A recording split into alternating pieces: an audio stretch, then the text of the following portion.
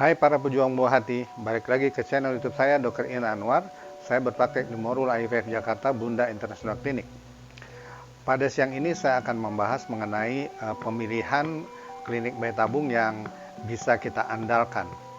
Di Indonesia ini kita tahu sudah banyak sekali klinik-klinik bayi tabung yang berkembang sehingga memberikan banyak pilihan bagi pasangan suami istri yang membutuhkan pertolongan untuk mengobati masalah kesuburannya sampai ke bayi tabung. Perlu kita ketahui bahwa yang menjadi acuan utama dalam memilih klinik bayi tabung, kita harus memilih klinik-klinik yang memang secara khusus memberikan layanan untuk pasangan suami istri yang memiliki masalah kesuburan atau infertilitas sampai ke bayi tabung. Karena tidak semua klinik memberikan pelayanan khusus untuk masalah kesuburan atau sampai ke bayi tabung tersebut.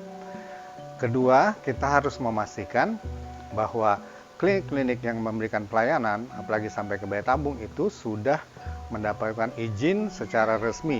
Kalau di Indonesia itu biasanya dari Departemen Kesehatan. Tentu akan lebih baik lagi kalau kita bisa mendapatkan informasi apakah klinik-klinik tersebut sudah mendapatkan akreditasi selain dari dalam negeri, tentu dari secara internasional. Karena kita ketahui bahwa beberapa klinik bayi tabung itu sudah mendapat akreditasi secara internasional. Itu perlu kita cari informasi mengenai hal-hal tersebut.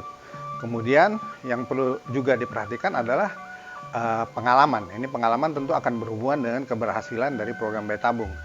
Jadi sudah berapa lama klinik bayi tabung tersebut berdiri, berapa banyak cycle per tahun yang sudah dilayani, berapa angka kelahirannya dari hasil program bayi tabung ini, itu semuanya bisa kita cari informasi baik dari media sosial maupun dari website misalnya, atau dari informasi dari pasien-pasien yang sudah pernah mengalami pengobatan bayi tabung di klinik-klinik tersebut.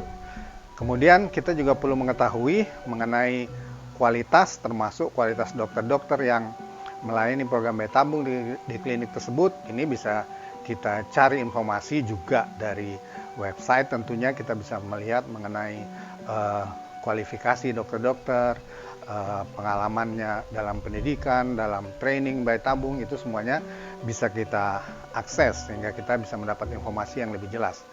Juga perlu diketahui mengenai kualitas laboratorium embriologinya, karena dalam bayi tabung itu laboratorium embriologi itu yang sangat berperan dalam keberhasilan. Ini misalnya kita bisa melihat dari angka kehamilan, itu biasanya sangat berhubungan dengan kualitas laboratorium embriologi. Fasilitas-fasilitas yang ada di laboratorium embriologi itu sangat menentukan kualitas embrio, dengan sendirinya juga kualitas atau angka kehamilan yang akan dihasilkan.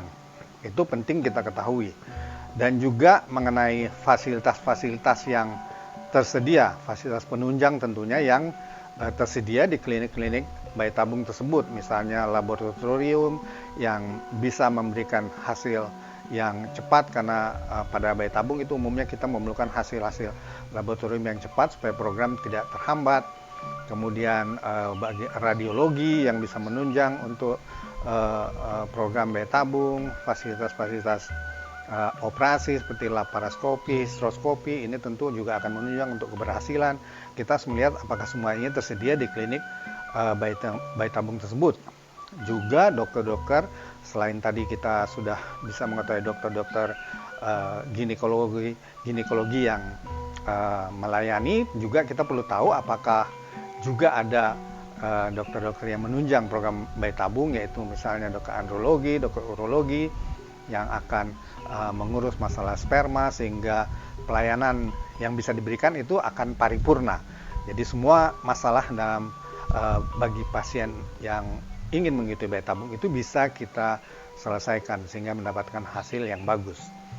Kemudian kita perlu mengetahui apakah klinik tersebut mudah pendaftarannya misalnya, sehingga tidak menyulitkan kita untuk melakukan pendaftaran. Misalnya bisa melalui online, kemudian jadwal yang jelas untuk datang ke klinik, tim marketing maupun perawat-perawat yang ramah, yang mudah dihubungi, yang gampang diajak berkomunikasi. Ini tentu sangat membantu mengurangi masalah-masalah yang sering menimbulkan stres kalau kita mengikuti program bayi tabung tersebut.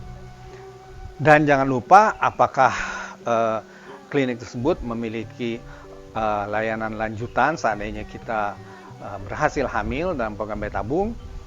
Beberapa pasien tentu tetap ingin melanjutkan pemeriksaan kehamilannya di klinik.